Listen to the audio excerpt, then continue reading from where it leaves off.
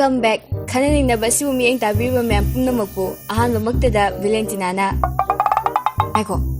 Snaga lakraba.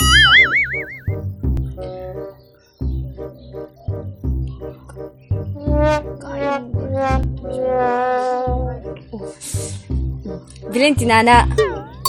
Masaya ka leruge. Nawa una lebra. Valentinana. Pambam mamta piyo se. Valentinana kurumjari. Ngasi Khanna neinaba sida yauzage haina lingbiraklibi misagadu utpagi tanzado muktang lauzage. Utjari basi Child Artist Award nominee di changlaga lawbadi ngamhaudraba Sonalika. Atay di ularoi. Matam yam mange. Hanjin sum unga bote. Sakchingjiga. Khange noi khalido. Nangdi phajare he gaini khalido. Phajabani dum yabani. Nangdi kaida. Yare. Thona mai onsinsi. Ahan basidi Sonalika da laksage. Sonalika, somse isai su sakbibra. Khangol yare. Oh, adudi comment taruk tang pajarke. Hemosandra Seram, mai dubo saungi mora waina pala bro. Hemosandra Seram ikaiba khangdrabo. Hemosandra Seram ikaiba khara khango. Hemosandra Seram khonjel ne kaina hangoi khongba male. Hemosandra Seram tandro sibu isai ne sakli dubo. Hemosandra Seram wachi gi isai. Asiam nuaiti. Sonalika, magi se am penda male. Ekoi gi singer sida. Okay, bini. Ahanbada aikuibu singer on thokpibagi dama thagatsari adongbi waidagi award amasu phangzare kari warno karambe warno habiu me sengna habiu morani da thongi moradi phangdadana chumnagi doina pibi award pibidugi video anambagadi lehodabra tinna sum haibido tabe yan wari le musadu pro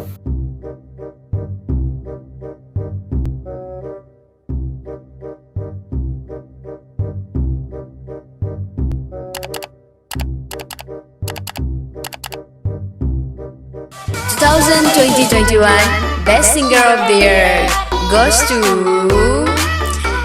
Sonalika.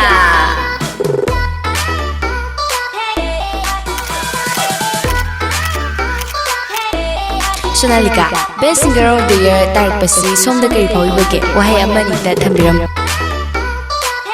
Hanta aina Best Singer of the Year tarikpasi yam thajade yam sarawi masipnaba homosandra Hemosandra Seramna sai shakti ama ubibagi dama haningare kana thagatsari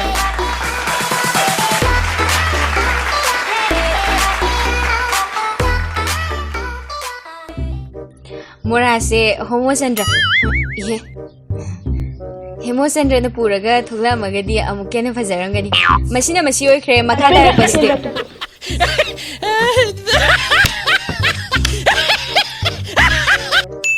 Makha tarikpasidi Sisilika da mulaksage Sisilika aikoi video theme se mayamadi hai haina hainari aduga Parvin olakhi ye handesi lonse pangsoi soiba Parvin oinam haige tawbani Parvin oinamna mana sumaina hari nupi se overacting tawre yadre Sisilika isai duda acting tawdabida tawba taragadi karama tawgani mate amta tawbiro isai thajaragi Shibana thawba baikta aina maninga napchaba magi nakang mayada nushi wari chithaba Yam nungaikre aduki bati fajakre adumani makoina pamise makhasdi yam nungaiba comment ni aikoi video channel da magi comment si chingthokaga mayamna fajaba wahai wata takiba comment ni pathokjarage Oinam bema yang ware leponoi party saksing duga nupi masadu daga tap paidana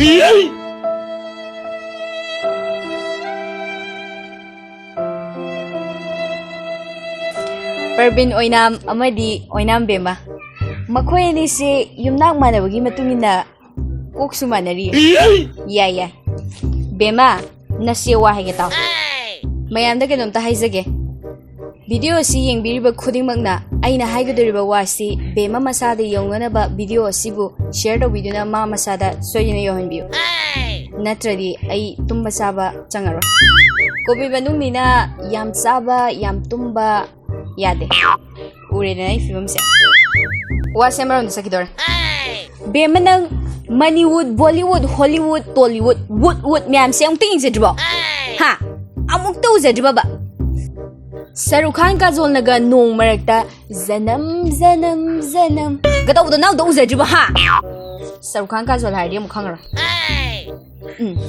बल्ला कैकुनगा आइगी थमोय आइजु कितना आजे कितना मरक थलकनो बेमनंग अदुंग तो उजद्रबो पाइबा phone दुसु नवा खक्ति ओरंगनी सुमने तो उजरमोइने हा नवादी कोरमनी नयुबा बे वखन सु खलमनी ने नोइ तोइने ने असेंग असेंगबा आइखोइन तोइसिना ता तोक्सिनाबा अदुइ मथक्ता इसिना वाक्तदि मिन्नाइ नुपि आइ शिखा गाइबिसता खंगद्रदि आइसु खंगद्रे असु थौरी यारम सी लरमदना अतै अतै फजै फजदे अदु अदा हारको म्यामदुदि अखोइगे असोइबा हाइबिरकपने अखोइ कैसु खंद्रे अदुगा बेमना ngangai वांगांगदुदि था क्लास अमगी वांगांग अखोइ वीडियो टीम याम नुगाइनदे यामनु साउने अदुना पेनदबगी स्क्रीनशॉट लौरक पोस्ट तौजखिबदुनि करम्ब कोगनु खंद्रेने अखोइ जिब करि उइना खंबिरिबनो नुइना चन चान तौबदो अखोइ चोरगनि खनगनु अखोइ याम अंगा ओइजरि अदुगुम्बो खनगा अमता चेंद्रि मिन्नाइ मको अदु कमेन्ट अमा पिराइबनिना मागे पामसु खरा तौबिगिसे कई काइगे अदुदि एइगी थमोय याए हाइबे सेसिदा बेमना पामिबा मोंगसिदा अमुक्ता तौरगा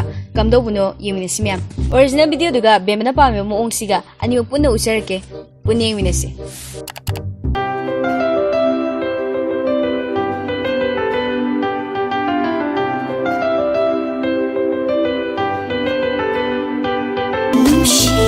चिरोलना लौनम तौदुना नुशी चिरोलना लौनम तौदुना लबि थामोइबो इराकहन्गे खनबिनु nungsit humliba malam sitliba nungsit humliba malam humjin biyo nangna aigi nungsibabu humjin biyo nangna aigi nungsibabu nungsibi magi thamoy lakanunda nungsibi magi thamoy lakanunda